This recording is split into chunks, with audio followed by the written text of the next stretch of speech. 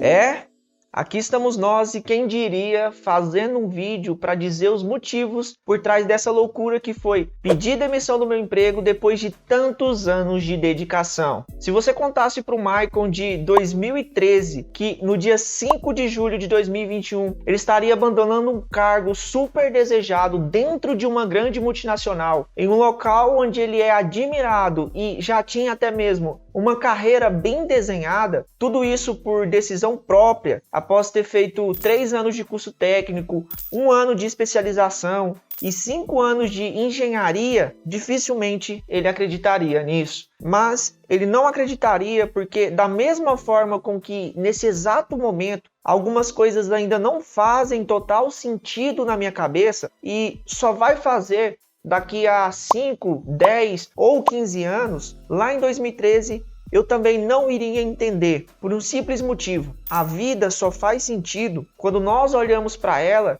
de trás para frente, e não o inverso. E o motivo de ter feito esse vídeo, primeiramente, é para registro pessoal dessa minha decisão, e ao mesmo tempo, para motivar outras pessoas com a minha atitude. Por incrível que pareça, após ter feito isso, várias pessoas se viram encorajadas a arriscar naquilo que elas tanto acreditam, principalmente pelo tamanho da minha coragem. Mas eu não tomei essa decisão à toa. Não é por menos que o nome desse canal se chama Jovens de Visão, ou seja, existe um motivo por trás e eu separei os 5 principais deles para te apresentar nesse vídeo. E se esse depoimento pessoal te ajudar de alguma forma, independente do dia que você estiver assistindo, eu gostaria muito de saber disso. E uma das formas de você me mostrar é através do seu like, do seu comentário e, claro, se inscrevendo no canal e ativando o sininho das notificações. Quem sabe eu não faço um outro vídeo trazendo mais experiências que,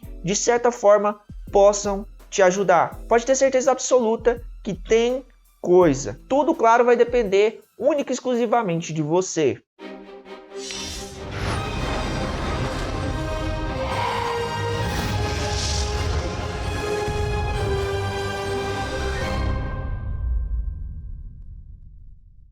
O primeiro motivo é que trabalhar de carteira assinada não é escalável. Essa palavra pode parecer até um pouco estranha, mas o conceito de escalável é bem fácil de ser entendido e eu vou utilizar como exemplo um iPhone. Suponhamos que a Apple esse ano tenha faturado $1 bilhão com a venda única e exclusivamente de iPhones. E no próximo ano, a empresa busca dobrar esse valor. Para alcançar esse objetivo, uma das ações que a Apple precisa fazer é produzir mais iPhones e disponibilizá-lo no mercado para venda. Simplesmente isso. Nesse exemplo, um negócio baseado na venda de iPhones pode ser considerado algo escalável, porque para a Apple dobrar o seu faturamento, ela precisou simplesmente em multiplicar a sua capacidade de produção. E se ela quisesse fazer isso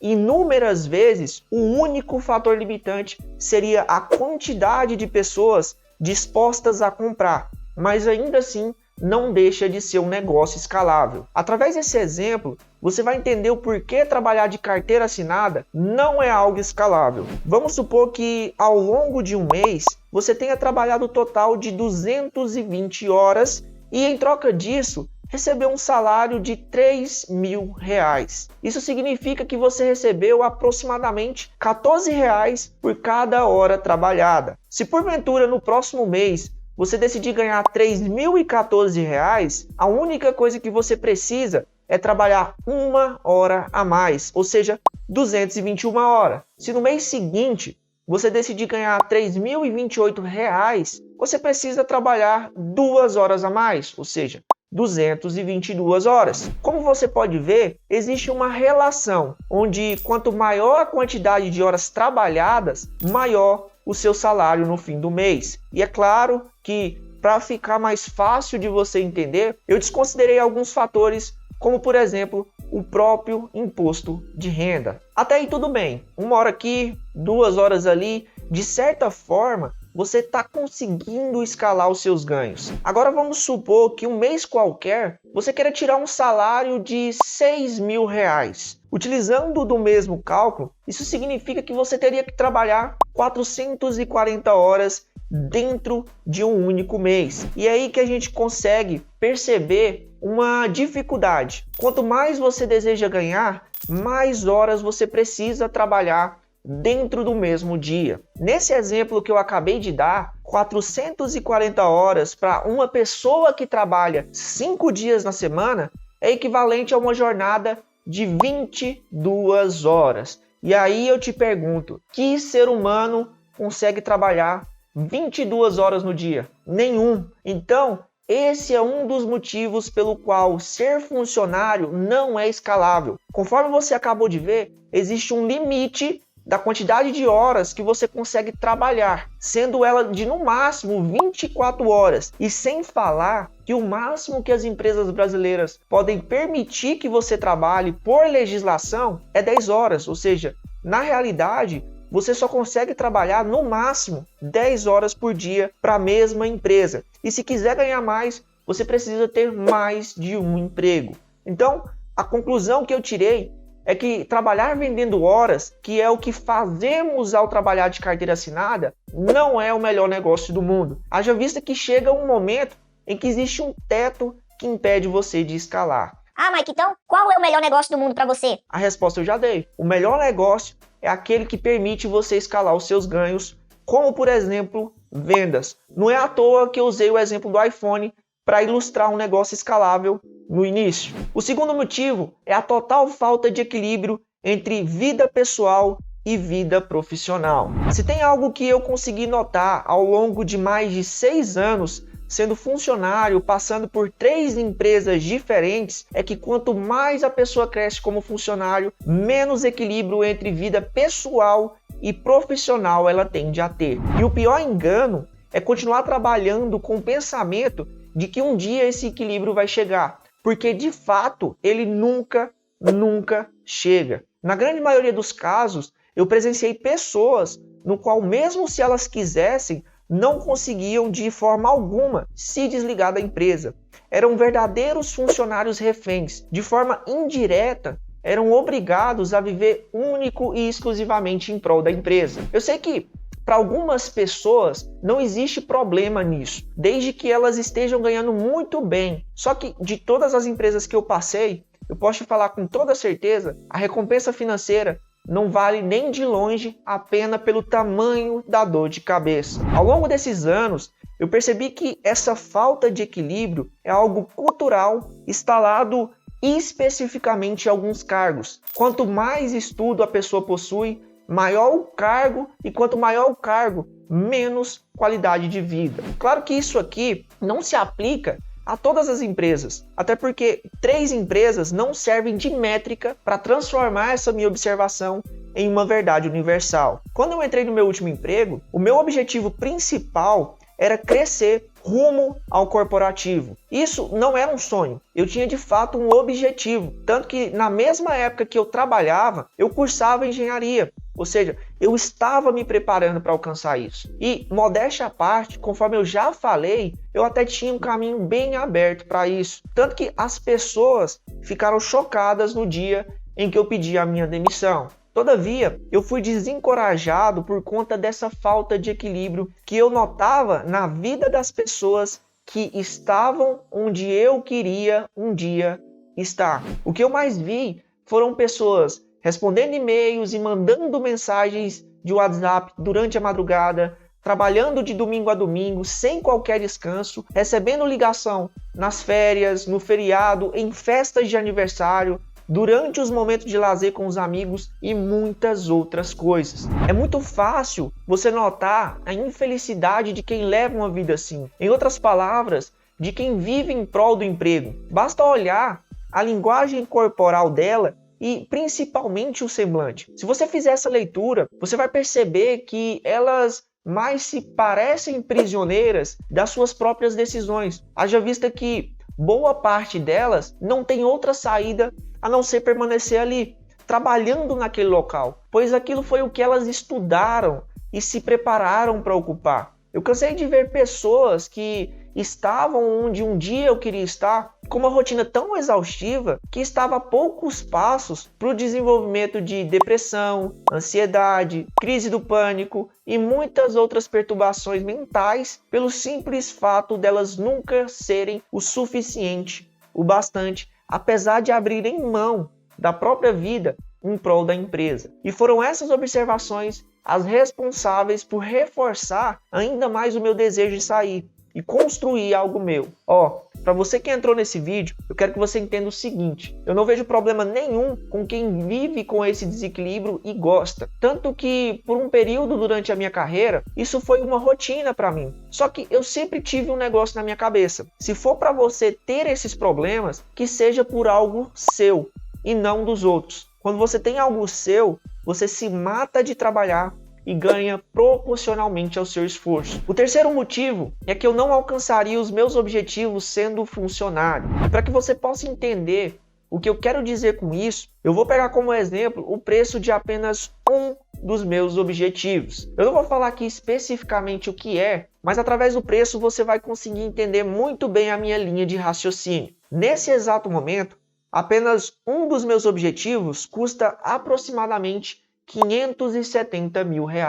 Fixa bem esse valor na sua cabeça. Eu sei que para muitas pessoas esse valor pode parecer loucura, algo impossível de se conseguir. E se você é essa pessoa, eu quero dizer que com esse pensamento, a probabilidade de você não atingir tal valor é extremamente alta. Conforme o autor T. Harv Eker conta no livro Segredos da Mente Milionária, através de uma simples equação, todas as suas crenças, que ele chama de programação mental, influenciam diretamente nos seus resultados. Em outras palavras, se na sua cabeça existe a crença de que algo é impossível, os seus pensamentos e sentimentos seguirão a mesma linha. E o pior, você passará a agir de forma a nunca alcançar tal objetivo, para que dessa forma o resultado final valide o pensamento de que realmente é impossível. Do contrário, também funciona. Se você acredita que é possível, a sua cabeça vai trabalhar para fazer aquilo acontecer. Toma muito cuidado com as suas crenças, porque elas influenciam diretamente no seu resultado final, acredite você ou não. Dito isso, conforme eu falei, apenas um dos meus objetivos custa R$570 mil. Dividindo esse valor pelo salário que eu recebia, eu cheguei à conclusão de que eu levaria mais ou menos 13 anos para juntar toda essa grana sem gastar nenhum centavo. Na teoria, é algo completamente possível de se fazer, mas na prática é algo impossível.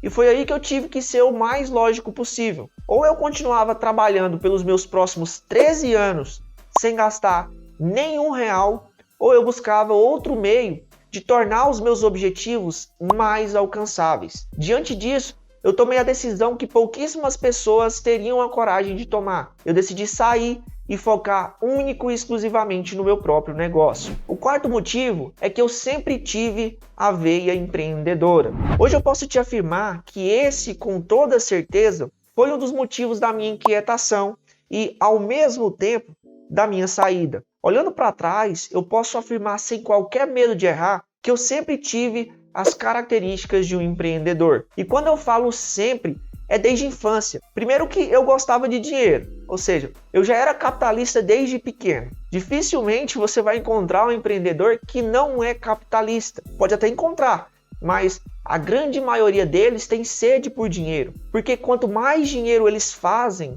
significa que mais pessoas estão sendo ajudadas com aquilo que ele se propôs a resolver. E quanto mais problemas o empreendedor resolve, mais dinheiro ele ganha. E assim, eu desde pequeno gostava de guardar dinheiro, de fazer dinheiro, de multiplicar dinheiro. Tanto que eu lembro claramente quando tinha essas festas de pecuária, meus pais me levavam para andar nos brinquedos e ao invés de comprar um ingresso, eu optava por guardar o dinheiro. Daí eu fui crescendo e juntamente com os meus primos, no intuito de ganhar o nosso próprio dinheiro, começamos a vender geladinho na beira de campos de futebol, vigiar carros em feiras, vender bombons nas festas de pecuárias e no período que eu fui morar em Goiânia, ajudei minha tia a vender roupas nas feiras, no Senai. viajei para me apresentar em diversos eventos de empreendedorismo. Daí, como a idade foi chegando e eu tive que trabalhar de carteira assinada, ainda assim, eu ainda vendi relógio, fiz dropship no Mercado Livre e diversas outras coisas. E é exatamente por isso que hoje eu posso te afirmar, eu sempre tive as características de um empreendedor. E mesmo como funcionário, o meu comportamento sempre foi de empreendedor. Buscar resolver problemas, ter iniciativa, persistência, planejamento, liderança, visão, compartilhamento de conhecimento e dentre diversos outros atributos. Só que quando você é funcionário de uma empresa, principalmente de empresas grandes como eu fui, existe um ponto que desmotiva qualquer empreendedor, que é o fato de você não ganhar pelo quanto você produz. Você pode se matar de trabalhar em um mês e no outro ficar de boa, que o salário é o mesmo. E o fulano ali está no mesmo nível de cargo que o seu, você produz mais ou menos do que ele, o salário é o mesmo e às vezes até menor. Então, trabalhando de carteira assinada, você não convive num ambiente mais meritocrático, diferente de quando você empreende, onde quanto mais você rala, claro, se estiver trabalhando da forma certa, mais recompensado você é. E outra, eu particularmente me sinto mais motivado pelo empreendedorismo, porque você, através dele, consegue resolver diretamente o problema de pessoas e ser recompensado por isso.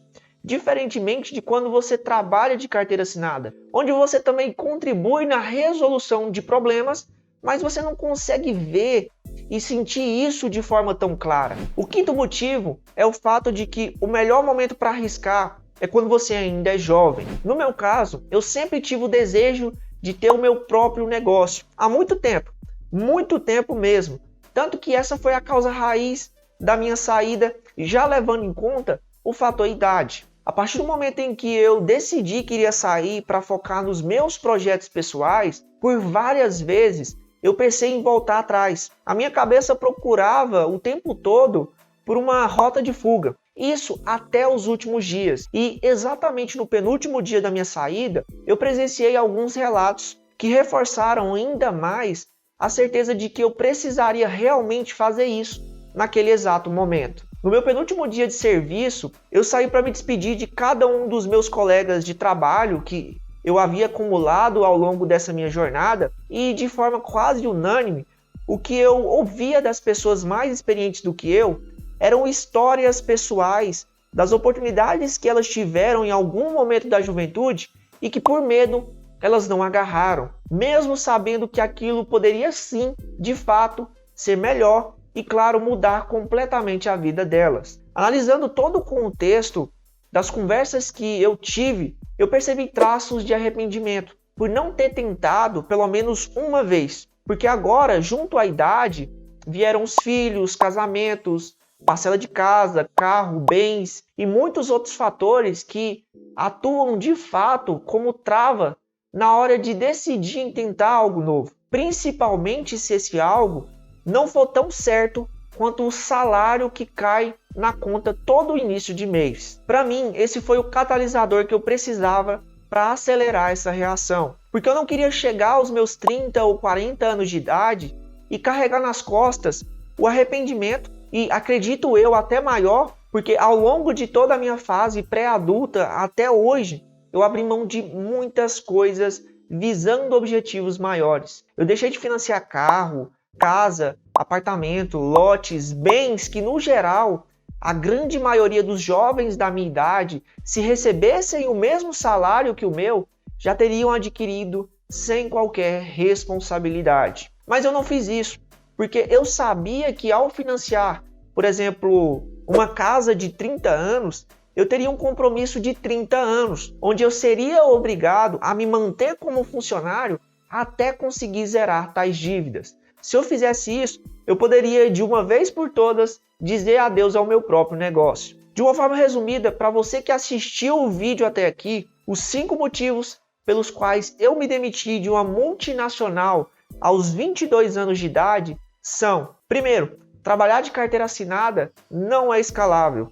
Segundo, a falta de equilíbrio entre vida pessoal e vida profissional. Terceiro, eu não alcançaria os meus objetivos sendo funcionário. Quarto, eu sempre tive a veia empreendedora. Quinto, o melhor momento para você arriscar é quando você ainda é jovem. Então é isso. Obrigado por ter assistido o vídeo até aqui e até o próximo vídeo.